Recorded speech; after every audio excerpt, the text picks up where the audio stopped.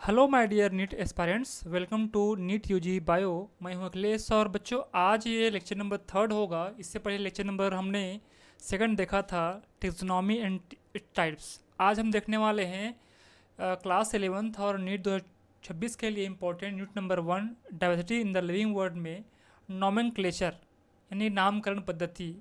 इसमें बेसिकली हम देखेंगे बायनॉमिनल सिस्टम, इसका मतलब है द्विनाम पद्धति। ठीक है, चलिए वीडियो की शुरुआत करते हैं।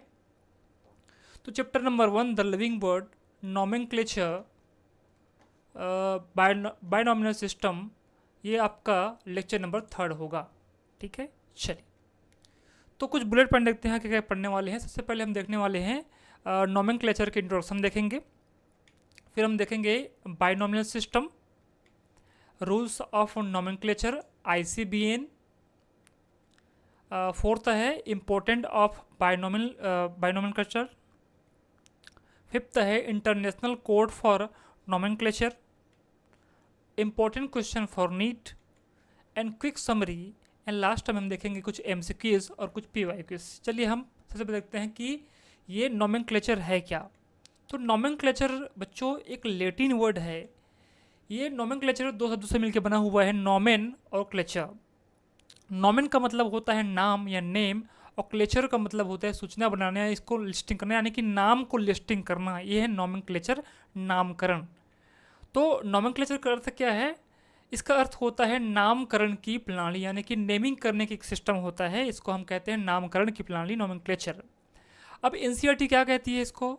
NCERT का मानना ये है कि प्रत्येक जीव का क्या होता है, एक मानक नाम जिसको हम स्टैंडर्ड नेम होता है, जिससे वह उसी नाम से सारे विश्व में जाना जाता है। इस प्रक्रिया को हम क्या कहते हैं, नाम पद्धति या नोमेनक्लेचर कहते हैं। इसका मतलब NCERT का कहना यह है कि प्रत्येक जीव या जिस पृथ्वी पर रह रही है उस सभी जीवों का क्या होता है, एक स्टैंडर्ड नेम होता है, और उसी स्टैंडर्ड नेम से सारे विश्व में, पूरे वर्ल्ड में उस नाम से जाना जाता है। इसी जो प्रक्रिया है इसको हम कहते हैं नोमेनक्लेचर।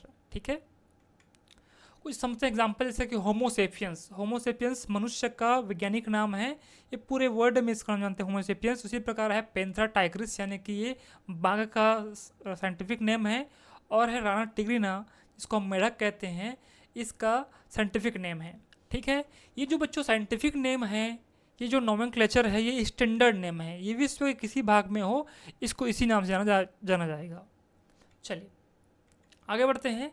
तो नामकरण क्या है? जीवों को वैज्ञानिक नियमों के अनुसार एक यूनिवर्सल नाम देने की प्रक्रिया है, जिससे उनकी पहचान कहाँ हो सके, एक वैश्विक स्तर पर हो सके और एक समान इसके नाम बनी रहे। जैसे कि सबसे पहले क्या करते हैं, NCERT ने कहा है कि प्रत्येक जीव एक मानक नाम होता है, जिससे वह उसी नाम से सारे विश्व में जाना जाता है। इस प्रक्रिया को हम नाम पद्धति कहते हैं। जैसे कि सबसे पहले क्या करते हैं, जीवों की पहचान करते हैं, वैज्ञानिक नियमों का पालन करते हैं, उसको एक यूनिवर्सल नाम देते हैं, और जो नाम होता है पूरे विश्व में एक समान होता है। तो आइए बच्चों, जो आज पढ़ने वाले हैं मेन टॉपिक, जिससे क्वेश्चन बनता है, इसको कहते हैं बायनॉमिनल सिस्टम, इसको कहते हैं द्विनाम पद्धति। अब ये द्विनाम पद्धति किसने दिया, कैसे शुरुआत हुई, इसके क्या क्या रूल्स होते हैं, इसके बारे में को पढ़ना है। तो क्या है बायनॉमिनल सिस्टम? तो जीवों के नामकरण की मानक प्रणाली, इसका मतलब कि स्टैंडर्ड सिस्टम जो होती है, इसी को क्या कहते हैं, बायनॉमिनल सिस्टम कहा जाता है। अब इस बायनॉमिनल सिस्टम के जो फाउंडर हैं वो हैं कार्ल लिनियस। इसको आप क्या कहते हैं, कैरोलस लिनियस कहते हैं। कैरोलस लिनियस ही क्या है, मॉडर्न टेक्सोनॉमी के फादर हैं। उसके साथ साथ जो द्विनाम पद्धति है, इन्होंने कार्ल लिनियस ने या कैरोलस लिनियस ने दिया था, प्रतिपादित किया था। तो NCERT ने बहुत सुंदर लाइन यहाँ पे लिखी हुई है कि जीव विज्ञानी ज्ञात जीवों के वैज्ञानिक नाम देने के लिए सार्वजनिक मान्य नियमों का पालन करते हैं। यानी कि जो वैज्ञानिक नाम दिए हैं उसके कुछ स्टैंडर्ड रूल्स होते हैं। प्रत्येक नाम के कितने होते हैं, 2 घटक होते हैं, यानी कि प्रत्येक साइंटिफिक नेम के 2 कंपोनेंट होते हैं। पहला है वंश नाम, इसको हम जीनस नेम कहते हैं। दूसरा है जाति संकेत, पर इसको हम स्पीसीज कहते हैं। इसका मतलब ये है कि किसी भी जीव के 2 नाम होते हैं। ठीक है, प्रत्येक नाम में 2 कंपोनेंट होते हैं। पहला जो नाम होता है, जो सबसे पहला, उसको जीनस नेम कहते हैं। सेकंड जो नाम होता है उसको क्या कहते हैं, हम स्पीसीज का नेम कहते हैं। इस प्रणाली को, जिसमें 2 नाम के 2 घटक होते हैं, उसे क्या कहते हैं, द्विनाम पद्धति, यानी कि बायनॉमिनल सिस्टम कहते हैं। इस नामकरण प्रणाली को कैरोलस लिनियस ने क्या किया, ऐसा सुझाया था। इसका उपयोग क्या करते हैं, इसका उपयोग सारे विश्व में जीव विज्ञानी करते हैं। 2 शब्दों वाली नामकरण प्रणाली बहुत सुविधाजनक है। अब वो हम आए हम आम के एग्जाम्पल समझते हैं। आम के उदाहरण से, आम का वैज्ञानिक नाम क्या होता है, मेंजीफेरा इंडिका। ठीक है, इस बच्चों इसका जो पहला नाम होगा ये क्या होगा, मेंजीफेरा, ये जीनस का नाम होगा, वंश का नाम होगा। और जो इंडिका वर्ड है किसका नाम होगा, जाति का नाम। इसलिए क्या हो गया, द्विनाम पद्धति हो गया। तब आप यह देख सकते हैं कि यह नाम कैसे है, द्विपद में है, बाइनॉमिनल में है। इस नाम में मेंजीफेरा क्या है, मेंजीफेरा क्या है, वंश नाम है, जबकि इंडिका क्या है, विशिष्ट स्पीसीज की जाति का नाम है। तो आई होप आप लोग समझ गए होंगे एनसीईआरटी ने यह शब्द क्यों लिखा है। चलिए, तो सबसे पहले देखते हैं कि जो पादपों के लिए अलग और एनिमल के लिए अलग अलग बाइनोमियल सिस्टम कार्ल लिनियस ने सुझाया था। सबसे पहले कार्ल लिनियस ने यानी कैरोलस लिनियस ने एक बुक पब्लिश की। उस बुक का नाम क्या है, उस बुक का नाम है स्पीसीज प्लांटेरम। ठीक है, स्पीसीज प्लांटेरम 1 मई सन 1753 में प्रतिपादित या प्रकाशित हुआ। इस पुस्तक में क्या है, इस पुस्तक में पादपों का नामकरण किया गया। इसका मतलब है कि प्लांट्स का नॉमेनक्लेचर किया गया। कब किया गया, 1 मई 1753 में। अब बच्चों को ध्यान ये रखना है कि जितने भी साइंटिफिक नेम हैं जो आज मान्य हैं, उनकी जो मान्यता उनको कब से मिली है, 1 मई 1753 से मिली है। इसका मतलब हम ये भी कह सकते हैं कि 1 मई 1753 से पहले जो नाम रहे होंगे उन नामों को मान्यता नहीं दी गई है। तो किसको दी गई है, 1 मई 1753 में जब से लागू हुई तब से पादपों का नामकरण किया गया है, वो आज मान्य है। ठीक है, उसी प्रकार कार्ल लिनियस ने एक और पुस्तक लिखी। उस पुस्तक का नाम है सिस्टेमा नेचुरी। ठीक है, ये जो पुस्तक है, इस पुस्तक में किसका वर्गीकरण किया गया है, किसका नामकरण किया गया है, जंतुओं का नामकरण किया गया है, एनिमल्स का नोमेनक्लेचर किया गया है। इस पुस्तक का नाम है सिस्टेमा नेचुरी। इस पुस्तक को भी किसने लिखी थी, कार्ल लिनियस ने। इस पुस्तक का बच्चों जो प्रकाशन हुआ है, जो लागू हुई है, 1 अगस्त 1758 में हुई है। तो यहाँ पर भी आपको एक बात ध्यान रखनी है कि आज जितने भी जंतुओं के नाम हैं, उन जंतुओं का नाम 1 अगस्त 1758 से ही लिया गया है। इसको हम इस प्रकार से भी कह सकते हैं कि 1 अगस्त 1758 से पहले जितने भी नाम होंगे वो माने नहीं होंगे। क्लियर है क्या, ये कुछ बातें आपको ध्यान में रखनी है। तो अब आगे देखते हैं रूल्स ऑफ नोमेनक्लेचर। इसी को एक टर्म आता है ICBN और ICZN। तो आज हम ICBN के बारे में पढ़ेंगे, क्या होता है नोमेनक्लेचर के रूल। तो बच्चों जो ICBN है, ये ICBN एक संस्था है, ठीक है, जिसमें हम पौधों का नामकरण करते हैं, यानी कि प्लांट्स का नोमेनक्लेचर करते हैं। ICBN का फुल फॉर्म होता है international code of botanical nomenclature. ये जो लागू कब हुआ था, 1961 में लागू हुआ था। तो ICBN में क्या होता है, ये international code of botanical nomenclature है। बॉटनिकल मतलब कि वनस्पति, यहाँ इसका मतलब है पौधों का नामकरण किया जाता है। तो चलिए पढ़ते हैं रूल्स ऑफ नोमेनक्लेचर, यानी कि द्विपद नाम की क्या क्या पद्धति होती है, किस प्रकार से वैज्ञानिक जीवों के नामकरण करते हैं। तो पहला जो नियम है, प्रत्येक वैज्ञानिक नाम में 2 शब्द होंगे। पहला क्या होगा, जीनस, दूसरा क्या होगा, स्पीसीज। इसी को एनसीईआरटी ने कहा है कि जैविक नाम में पहला शब्द क्या होगा, वंश नाम यानी कि जीनस का होगा, जबकि दूसरा शब्द कैसा होगा, जाति संकेत पद होगा। इसको समझते एग्जाम्पल के रूप में, जैसे कि मैंगो। जो मैंगो हम उसको आम कहते हैं, तो मैंगो का जो साइंटिफिक नेम होता है वो क्या होता है, मेंजीफेरा इंडिका। अब देखो यहाँ पे 2 शब्द हैं, मेंजीफेरा और इंडिका। इसमें जो पहला शब्द क्या होगा, ये कैसा होगा, ये जीनस होगा। क्या होगा, ये जीनस होगा। और इंडिका क्या होगी, ये स्पीसीज होगी। तो हो गया 2 नाम। ठीक है, तो पहला शब्द क्या है, वंश नाम, जिसको हम जीनस कह रहे हैं, मेंजीफेरा। दूसरा नाम शब्द क्या है, जाति संकेत है, स्पीसीज इंडिका कहते हैं। ठीक है, आप देख पा रहे हैं आम का साइंटिफिक नेम होता है मेंजीफेरा इंडिका। तो मेंजीफेरा का जो पहला शब्द है कैसा होगा, वह जीनस नेम होगा। इंडिका क्या है, स्पीसीज जो दूसरा शब्द होगा। तो एक बात समझते हैं, जो ICBN है, international code of botanical nomenclature, जो 1961 में लागू हुई, इसमें जो प्लांट के जो नोमेनक्लेचर होता है उसमें एक शब्द आया है ट्यूटोनेम्स। जो ट्यूटोनेम्स होते हैं, इनकी अनुमति नहीं होती। इसको हम पूर्ण नाम कहते हैं, टोटोनेम्स कहते हैं। अब इसका मतलब क्या है? जो टोटोनेम्स है वे वैज्ञानिक नाम होते हैं जिनमें जीनस और स्पीसीज का नाम कैसा हो, एक ही होता है, यानी कि दोनों शब्द समान होते हैं। अब समझते इसका मतलब क्या है। जैसे समझ सकते हैं कि मेंजीफेरा मेंजीफेरा। अब मेंजीफेरा यहाँ पे जीनस का नाम भी सेम हो रहा है, स्पीसीज का नाम भी सेम हो रहा है। लेकिन याद रखो बच्चों कि जो प्लांट्स होते हैं ICBN के अनुसार, जो प्लांट्स होते हैं इनमें टोटोनाम्स नहीं होते, यानी कि मेंजीफेरा मेंजी का नाम नहीं होगा। तो किस में होगा? ये जो नाम होते हैं सिर्फ किस में होते हैं? एनिमल्स के नाम में मान्य होते हैं। जैसे कि एग्जांपल के रूप में बात करूं, गोरिल्ला गोरिल्ला, यानी देखो इस प्रकार से तो स्पीसीज के नाम भी कैसे सेम है और जीनस के भी नाम सेम है, जिसको हम वेस्टर्न गोरिल्ला कहते हैं। फिर बाइसन बाइसन अमेरिकन बाइसन है, रेटस रेटस है, ब्लैक रेट है, नाजा नाजा यानी कि भारतीय कोबरा। तो आप क्या समझे कि जिन नामों में, जिन साइंटिफिक नेम में जीनस और स्पीसीज दोनों नाम समान हो उस नाम को कहते हैं टोटोनेम्स। ये केवल किस में होंगे? एनिमल्स के नामकरण में मान्य होंगे, लेकिन आप याद रखना है इसमें मान्य नहीं होंगे, ICBN में मान्य नहीं होंगे। इस बात को बच्चों को विशेष रूप से ध्यान रखना है। टोटोनेम्स का मतलब होता है दोनों नाम का समान होना। किस में होंगे? ICJN में होंगे, क्योंकि international code of geological nomenclature में होंगे। ठीक है, चलिए आगे बढ़ते हैं।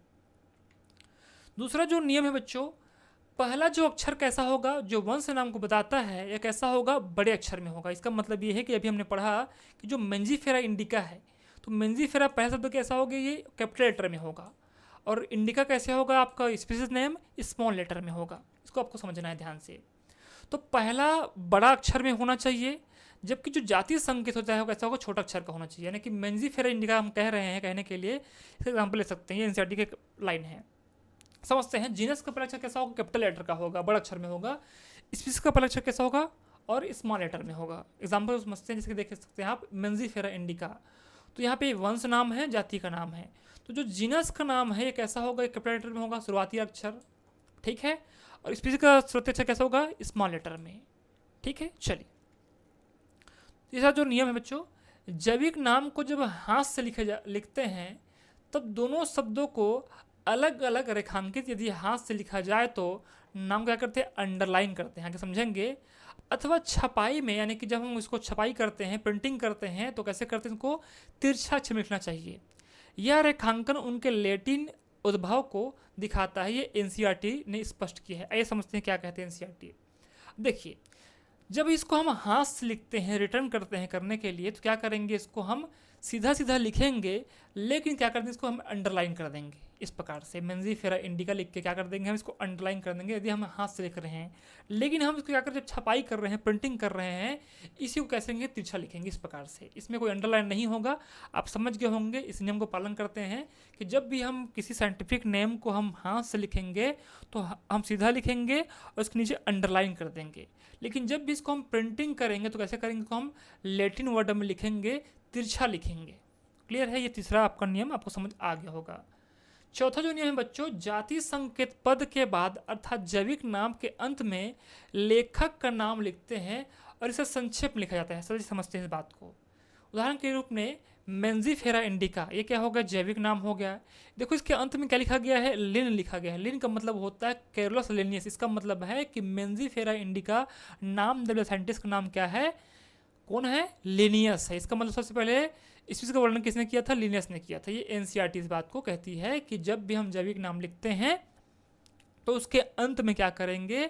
उस स्पीसीज के नाम को देने वाले साइंटिस्ट का नाम लिख देंगे। जैसे कि हम लिन शॉर्ट फॉर्म होता है, इसको संक्षेप लिखना होता है। हम पूरा लिस्ट नहीं लिखेंगे, लिन लिखेंगे।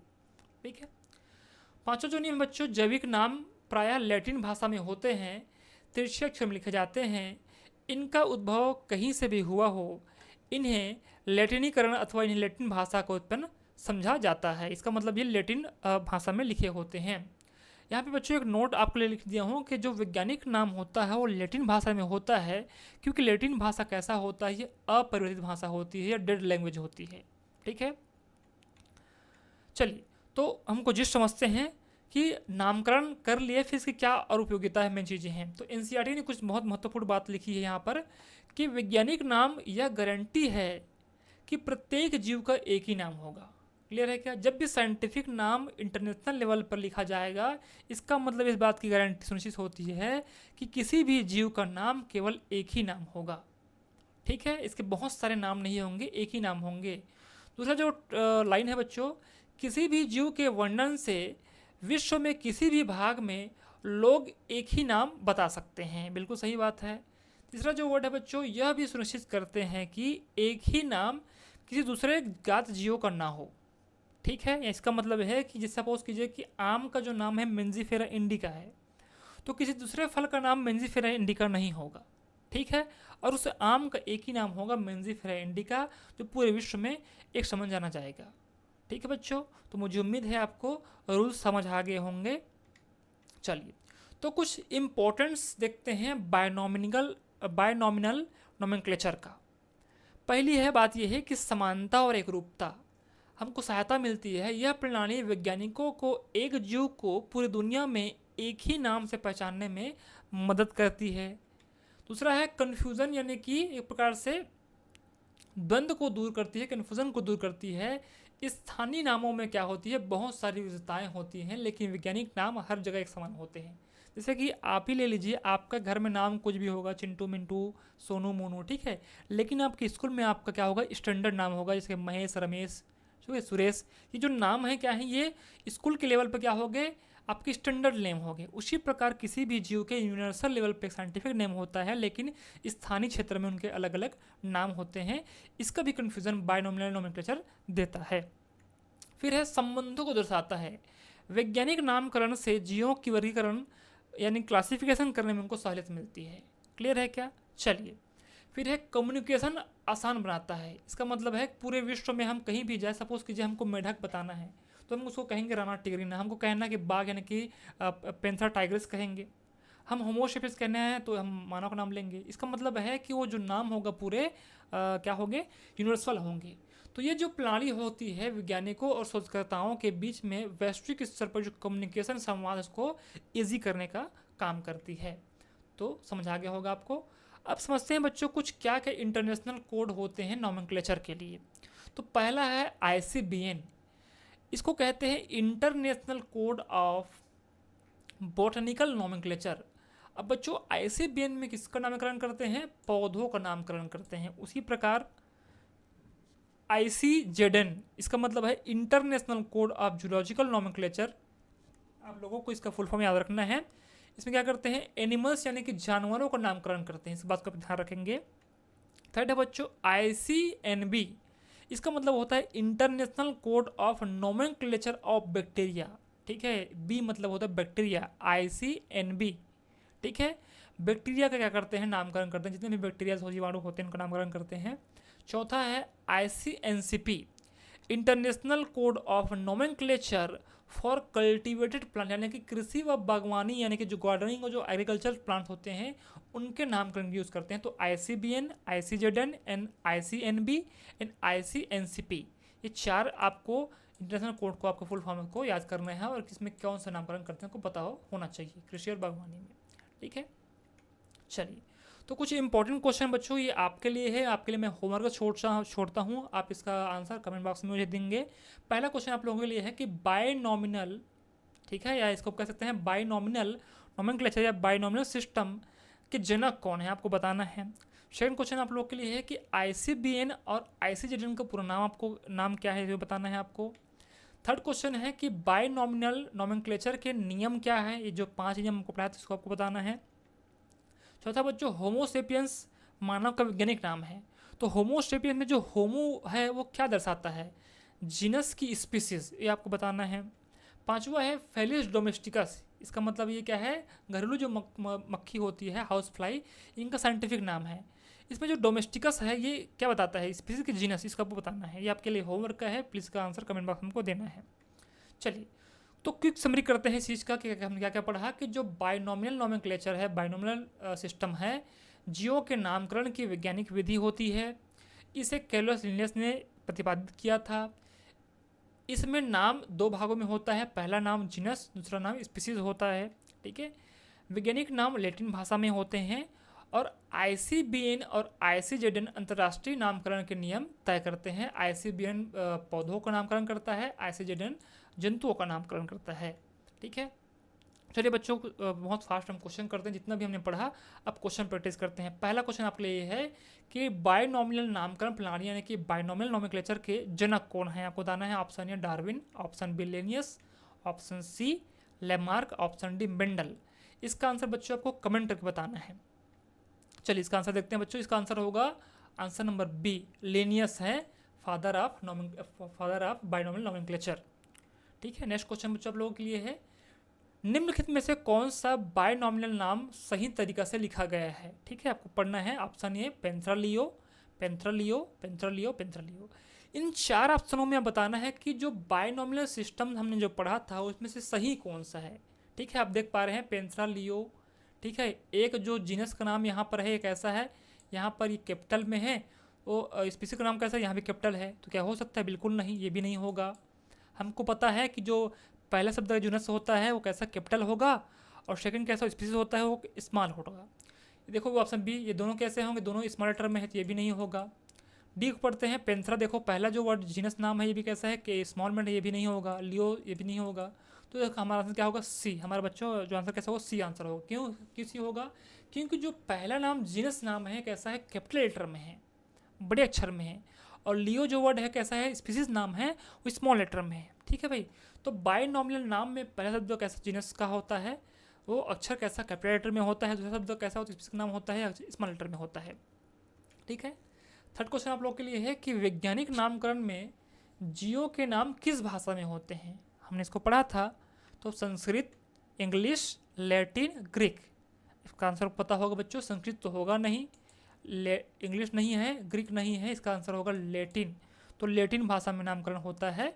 ठीक है, तो लैटिन भाषा कैसी है, एक स्थिर भाषा, स्टेबल भाषा होती है। ठीक है, इसलिए वैज्ञानिक नाम लैटिन में होते हैं।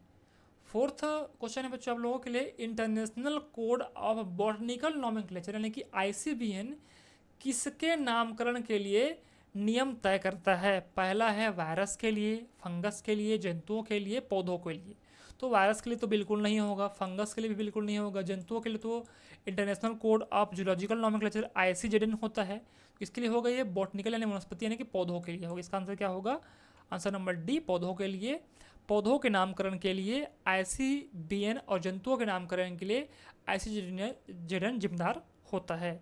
लास्ट क्वेश्चन है बच्चों इसको इस टॉपिक का कि होमोसेपियंस में होमो क्या दर्शाता है। ये भी क्वेश्चन हमने आपको होमवर्क दिया था, बताइए। पहला है कुल, फैमिली, जाति, स्पीशीज, वर्ग, क्लास, वंश, जीनस। तो होमोसेपियंस पहला नाम क्या होता है बताओ बच्चों, वंश नाम होता है। तो होमो क्या है, वंश नाम यानी कि वंश होगा, जीनस होगा। ठीक है, तो बायनॉमिनल नामकरण में पहला शब्द जीनस होता है, दूसरा शब्द स्पीसीज होता है। ठीक है, तो बच्चों वीडियो को अंत तक देखने के लिए धन्यवाद। आपके लाइफ में कुछ वैल्यू क्रिएट होगी तो प्लीज़ वीडियो को लाइक करें, शेयर करें, सब्सक्राइब करें। बच्चों इस वीडियो का आपको PDF कहाँ मिलेगा, मेरे आप टेलीग्राम चैनल में ज्वाइन कर लेंगे, वहाँ पर इसका PDF आपको फ्री मिल जाएगा। इसका जो लिंक है मैं आपको डिस्क्रिप्शन बॉक्स में दे दूँगा। इसके अलावा मेरा एक चैनल है व्हाट्सअप चैनल, वहाँ जाकर आप फॉलो कर सकते हैं। इसका भी लिंक आपको डिस्क्रिप्शन बॉक्स में दे दूँगा। मिलते हैं अगले वीडियो में, तब तक के लिए धन्यवाद।